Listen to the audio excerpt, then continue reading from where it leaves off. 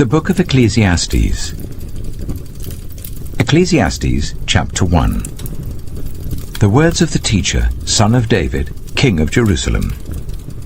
Meaningless, meaningless, says the teacher. Utterly meaningless. Everything is meaningless. What do people gain from all their labors, of which they toil under the sun? Generations come and generations go, but the earth remains forever.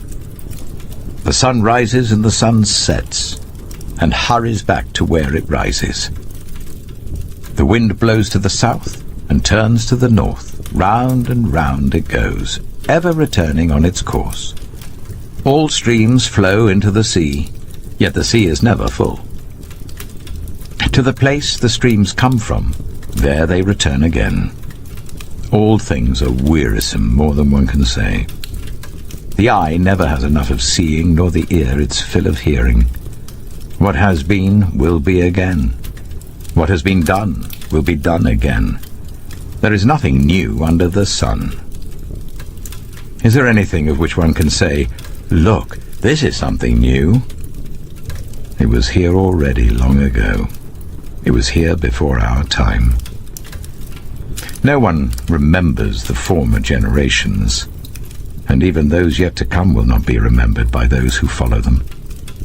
I, the teacher, was king over Israel in Jerusalem. I applied my mind to study and to explore, by wisdom, all that is done under the heavens. What a heavy burden God has laid on mankind.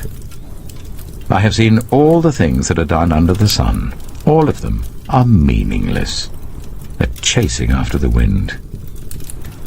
What is crooked cannot be straightened, what is lacking cannot be counted. I said to myself, "Look, I have increased in wisdom more than anyone who has ruled over Jerusalem before me. I have experienced much of wisdom and knowledge." Then I applied myself to the understanding of wisdom, and also of madness and folly. But I learned that this too is a chasing after the wind. For with much wisdom comes much sorrow. The more knowledge, the more grief. Ecclesiastes chapter 2. I said to myself, "Come now, I will test you with pleasure to find out what is good." But that also proved to be meaningless. Laughter, I said, is madness, and what does pleasure accomplish? I tried cheering myself with wine and embracing folly, my mind still guiding me with wisdom.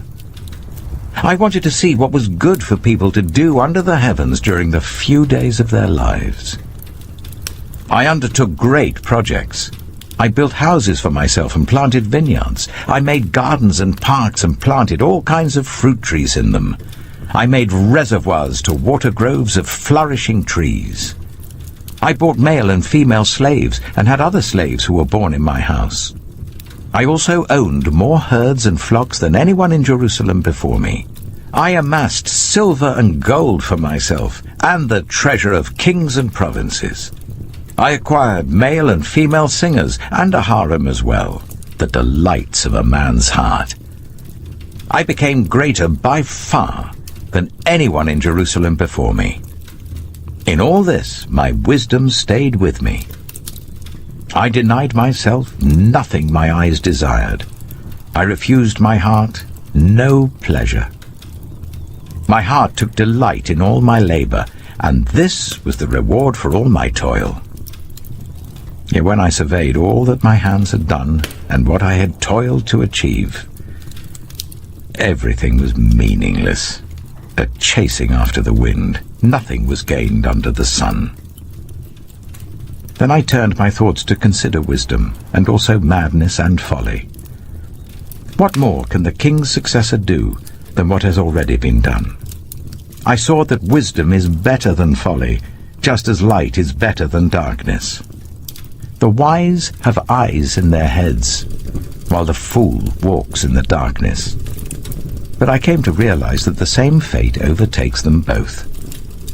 Then I said to myself, the fate of the fool will overtake me also. What then do I gain by being wise? I said to myself, this too is meaningless. For the wise, like the fool, will not be long remembered. The days have already come when both have been forgotten. Like the fool, the wise too must die. So I hated life, because the work that is done under the sun was grievous to me. All of it is meaningless, a chasing after the wind. I hated all the things I had toiled for under the sun, because I must leave them to the one who comes after me. And who knows whether that person will be wise or foolish? Yet they will have control over all the fruit of my toil, into which I have poured my effort and skill under the sun. This too is meaningless. So my heart began to despair over all my toilsome labor under the sun. For a person may labor with wisdom, knowledge, and skill, and then they must leave all they own to another who has not toiled for it. This too is meaningless and a great misfortune. What do people get for all the toil and anxious striving with which they labor under the sun?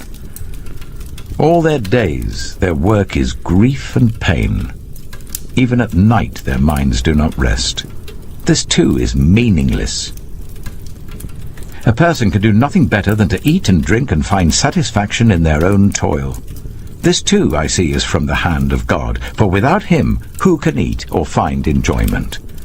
To the person who pleases him, God gives wisdom, knowledge, and happiness, but to the sinner, he gives the task of gathering and storing up wealth to hand it over to the one who pleases God. This too is meaningless, a chasing after the wind. Ecclesiastes chapter 3. There is a time for everything, and a season for every activity under the heavens. A time to be born and a time to die. A time to plant and a time to uproot. A time to kill and a time to heal. A time to tear down and a time to build. A time to weep and a time to laugh. A time to mourn and a time to dance. A time to scatter stones and a time to gather them. A time to embrace and a time to refrain from embracing. A time to search and a time to give up. A time to keep and a time to throw away. A time to tear and a time to mend. A time to be silent and a time to speak. A time to love and a time to hate. A time for war and a time for peace. What do workers gain from their toil? I have seen the burden God has laid on the human race. He has made everything beautiful in its time. He has also set eternity in the human heart, yet no one can fathom what God has done from beginning to end. I know that there is nothing better for people than to be happy and to do good while they live, that each of them may eat and drink and find satisfaction in all their toil. This is the gift of God. I know that everything God does will endure forever. Nothing can be added to it and nothing taken from it. God does it so that people will fear him. Whatever is has already been, and whatever will be has been before, and God will call the past to account. And I saw something else under the sun. In the place of judgment, wickedness was there. In the place of justice, wickedness was there. I said to myself, God will bring into judgment both the righteous and the wicked, for there will be a time for every activity, a time to judge every deed.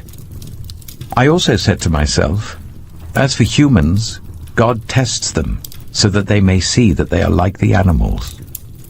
Surely the fate of human beings is like that of the animals. The same fate awaits them both. As one dies, so dies the other. All have the same breath. Humans have no advantage over animals. Everything is meaningless. All go to the same place. All come from dust, and to dust all return. Who knows if the human spirit rises upward, and if the spirit of the animal goes down into the earth? So I saw that there is nothing better for a person than to enjoy their work, because that is their lot. For who can bring them to see what will happen after them? Ecclesiastes chapter 4. Again I looked, and saw all the oppression that was taking place under the sun. I saw the tears of the oppressed, and they have no comforter. Power was on the side of their oppressors, and they have no comforter. And I declared that the dead, who had already died, are happier than the living who are still alive. But better than both is the one who has never been born, who has not seen the evil that is done under the sun. And I saw that all toil and achievement spring from one person's envy of another. This too is meaningless, a chasing after the wind. Fools fold their hands and ruin themselves. Better one handful with tranquility than two handfuls with toil and chasing after the wind. Again I saw something meaningless under the sun. There was a man all alone. He had neither son nor brother. There was no end to his toil, yet his eyes were not content with his wealth. For whom am I toiling, he asked, and why am I depriving myself of enjoyment? This too is meaningless, a miserable business. Two are better than one, because they have a good return for their labor. If either of them falls down, one can help the other up. But pity anyone who falls and has no one to help them up. Also, if two lie down together, they will keep warm. But how can one keep warm alone? Though one may be overpowered, two can defend themselves. A cord of 3 strands is not quickly broken. Better a poor but wise youth than an old but foolish king who no longer knows how to heed a warning. The youth may have come from prison to the kingship, or he may have been born in poverty within his kingdom. I saw that all who lived and walked under the sun followed the youth, the king's successor. There was no end to all the people who were before them, but those who came later were not pleased with the successor. This too is meaningless, a chasing after the wind. Ecclesiastes chapter 5. Guard your steps when you go to the house of God. Go near to listen, rather than to offer the sacrifice of fools, who do not know that they do wrong. Do not be quick with your mouth. Do not be hasty in your heart to utter anything before God. God is in heaven, and you are on earth, so let your words be few. A dream comes when there are many cares, and many words mark the speech of a fool. When you make a vow to God, do not delay to fulfill it. He has no pleasure in fools. Fulfill your vow. It is better not to make a vow than to make one and not fulfill it. Do not let your mouth lead you into sin, and do not protest to the temple messenger, "My vow was a mistake." Why should God be angry at what you say and destroy the work of your hands? Much dreaming and many words are meaningless. Therefore, fear God.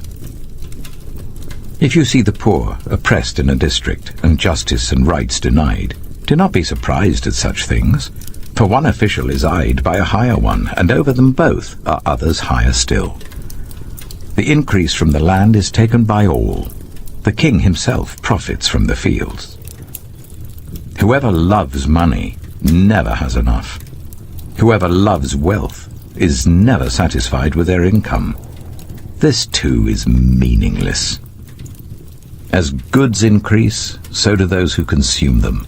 And what benefit are they to the owners, except to feast their eyes on them?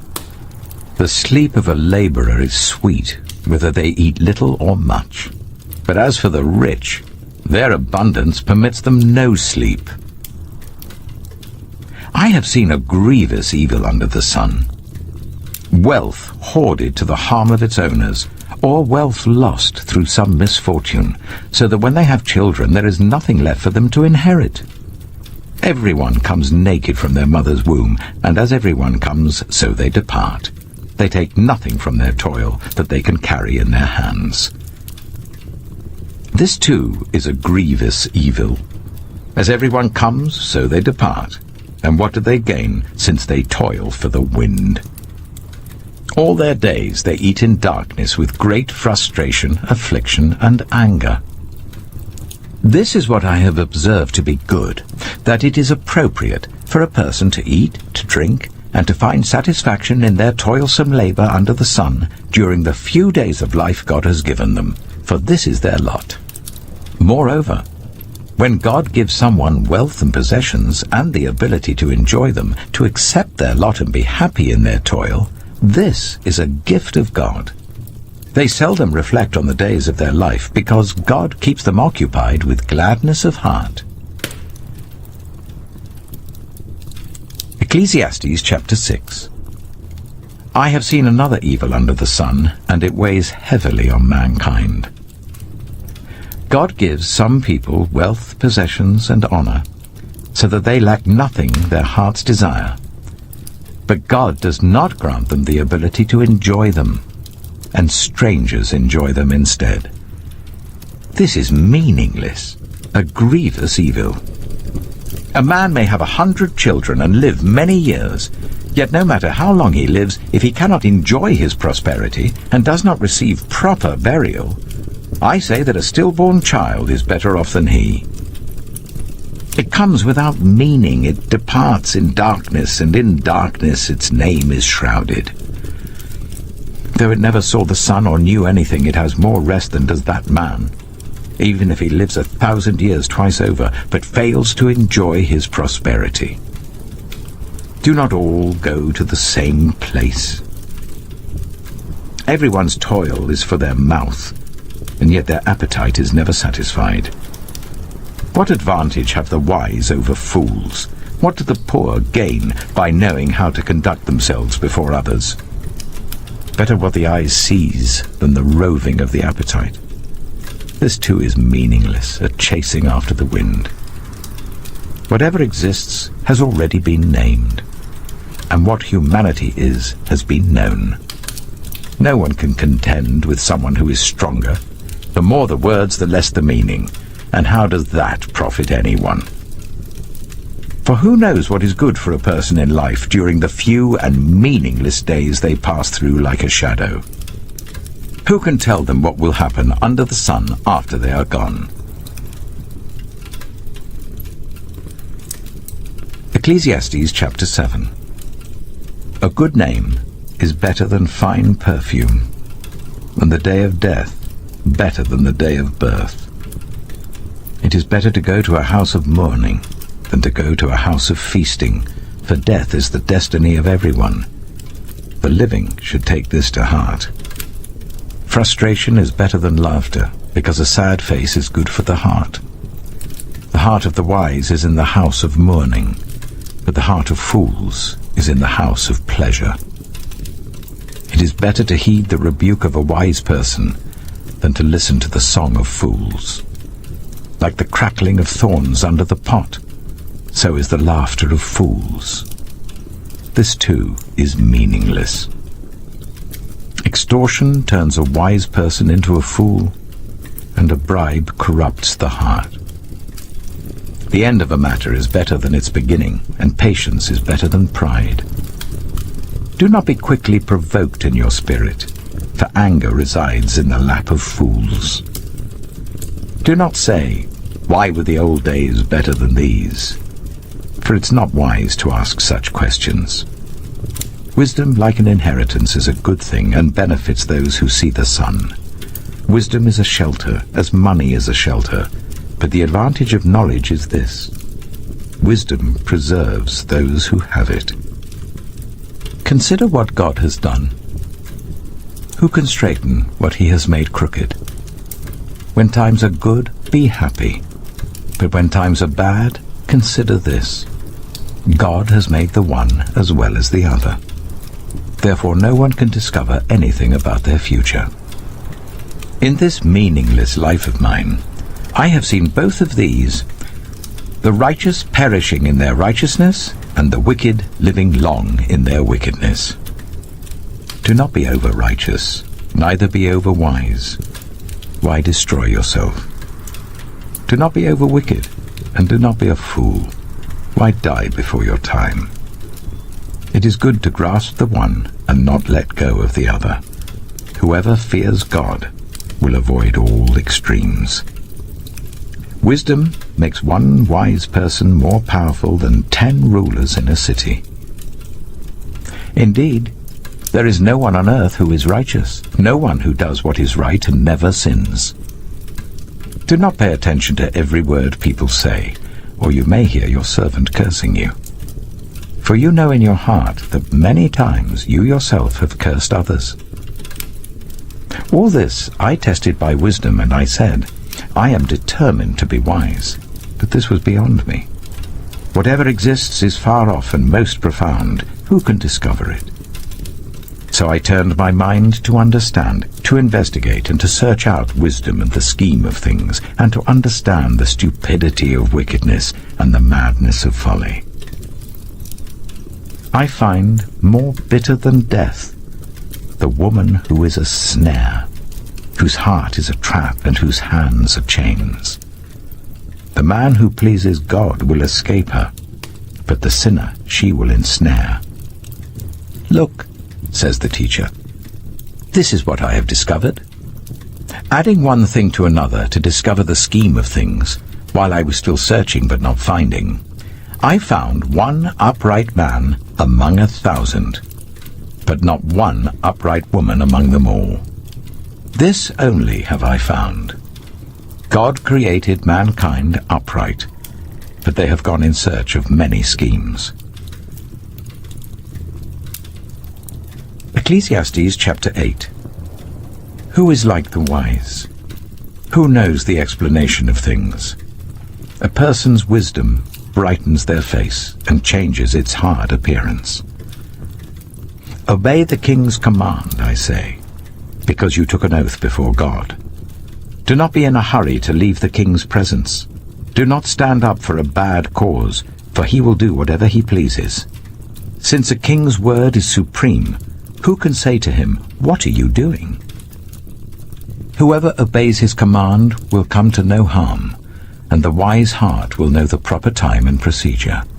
For there is a proper time and procedure for every matter, though a person may be weighed down by misery. Since no one knows the future, who can tell someone else what is to come? As no one has power over the wind to contain it, so no one has power over the time of their death. As no one is discharged in time of war, so wickedness will not release those who practice it. All this I saw as I applied my mind to everything done under the sun. There is a time when a man lords it over others to his own hurt. Then, too, I saw the wicked buried, those who used to come and go from the holy place and receive praise in the city where they did this. This, too, is meaningless. When the sentence for a crime is not quickly carried out, people's hearts are filled with schemes to do wrong. Although a wicked person who commits 100 crimes may live a long time, I know that it will go better with those who fear God, who are reverent before him. Yet because the wicked do not fear God, it will not go well with them, and their days will not lengthen like a shadow. There is something else meaningless that occurs on earth. The righteous who get what the wicked deserve, and the wicked who get what the righteous deserve. This, too, I say, is meaningless. So I commend the enjoyment of life, because there's nothing better for a person under the sun than to eat and drink and be glad. Then joy will accompany them in their toil all the days of the life God has given them under the sun. When I applied my mind to know wisdom, and to observe the labor that is done on earth, people getting no sleep day or night, then I saw all that God has done. No one can comprehend what goes on under the sun. Despite all their efforts to search it out, no one can discover its meaning, even if the wise claim they know. They cannot really comprehend it.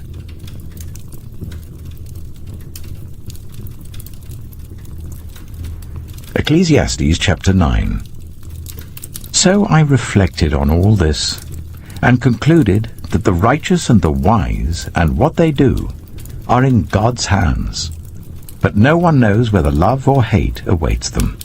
All share a common destiny, the righteous and the wicked, the good and the bad, the clean and the unclean, those who offer sacrifices and those who do not. As it is with the good, so with the sinful. As it is with those who take oaths, so with those who are afraid to take them. This is the evil in everything that happens under the sun. The same destiny overtakes all. The hearts of people, moreover, are full of evil, and there is madness in their hearts while they live, and afterwards they join the dead. Anyone who is among the living has hope. Even a live dog is better off than a dead lion. For the living know that they will die, but the dead know nothing. They have no further reward, and even their name is forgotten. Their love, their hate, and their jealousy have long since vanished. Never again will they have a part in anything that happens under the sun. Go, eat your food with gladness, and drink your wine with a joyful heart, for God has already approved what you do. Always be clothed in white, and always anoint your head with oil. Enjoy life with your wife whom you love, all the days of this meaningless life that God has given you under the sun, all your meaningless days. For this is your lot in life, and in your toilsome labor under the sun. Whatever your hand finds to do, do it with all your might. For in the realm of the dead, where you're going, there is neither working, nor planning, nor knowledge, nor wisdom. I have seen something else under the sun. The race is not to the swift, or the battle to the strong. Nor does food come to the wise, or wealth to the brilliant, or favor to the learned. But time and chance happen to them all. Moreover, no one knows when their hour will come. As fish are caught in a cruel net, or birds are taken in a snare, so people are trapped by evil times that fall unexpectedly upon them. I also saw under the sun this example of wisdom that greatly impressed me. There was once a small city with only a few people in it, and a powerful king came against it, surrounded it, and built huge siege works against it. Now there lived in that city a man, poor but wise, and he saved the city by his wisdom. But nobody remembered that poor man. So I said, wisdom is better than strength. But the poor man's wisdom is despised, and his words are no longer heeded. The quiet words of the wise are more to be heeded than the shouts of a ruler of fools. Wisdom is better than weapons of war, but one sinner destroys much good. Ecclesiastes chapter 10. As dead flies give perfume a bad smell, so a little folly outweighs wisdom and honor. The heart of the wise inclines to the right, but the heart of the fool to the left.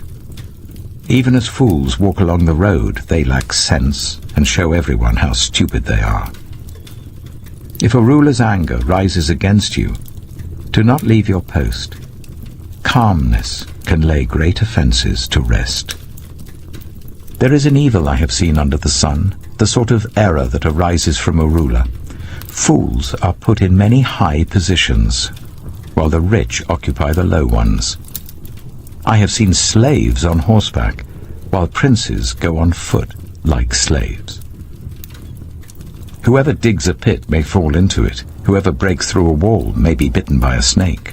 Whoever quarries stones may be injured by them. Whoever splits logs may be endangered by them. If the axe is dull and its edge unsharpened, more strength is needed, but skill will bring success. If a snake bites before it is charmed, the charmer receives no fee. Words from the mouth of the wise are gracious, but fools are consumed by their own lips. At the beginning their words are folly, at the end they are wicked madness, and fools multiply words. No one knows what is coming. Who can tell someone else what will happen after them? The toil of fools wearies them. They do not know the way to town. Woe to the land whose king was a servant and whose princes feast in the morning. Blessed is the land whose king is of noble birth, and whose princes eat at a proper time, for strength and not for drunkenness. Through laziness the rafters sag, because of idle hands the house leaks. A feast is made for laughter, wine makes life merry, and money is the answer for everything. Do not revile the king even in your thoughts, or curse the rich in your bedroom, because a bird in the sky may carry your words, and a bird on the wing may report what you say. Ecclesiastes chapter 11. Ship your grain across the sea. After many days you may receive a return. Invest in 7 ventures, yes, in 8. You do not know what disaster may come upon the land. If clouds are full of water, they pour rain on the earth.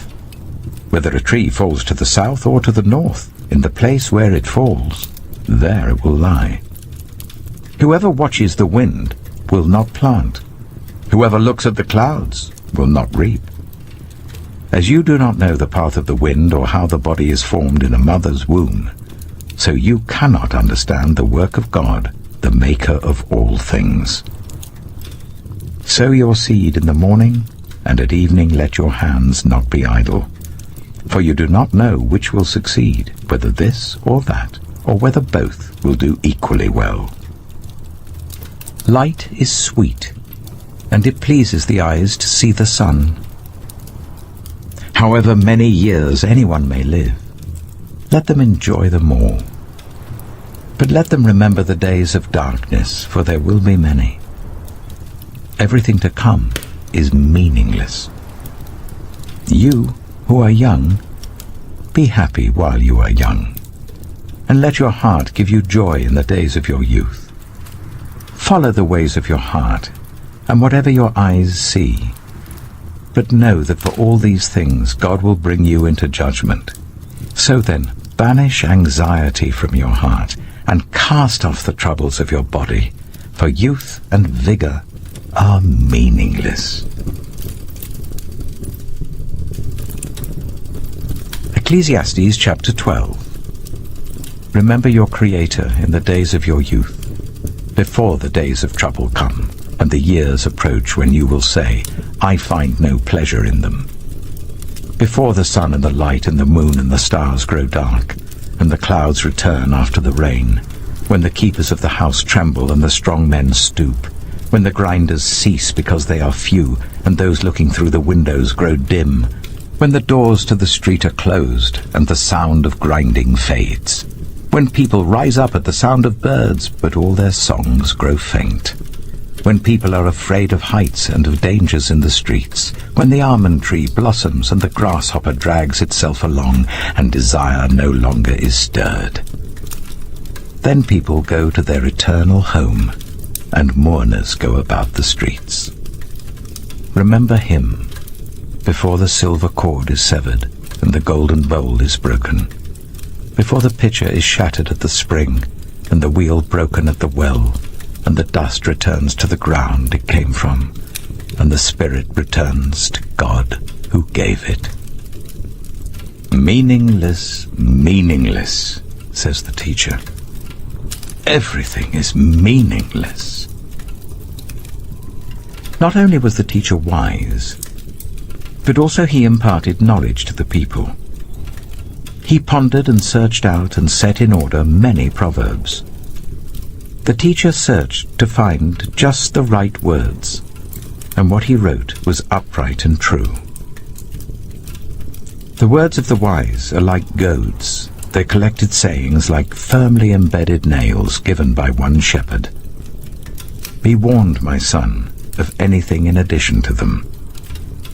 Of making many books there is no end, and much study wearies the body. Now all has been heard. Here is the conclusion of the matter. Fear God, and keep his commandments, for this is the duty of all mankind. For God will bring every deed into judgment, including every hidden thing, whether it is good or evil.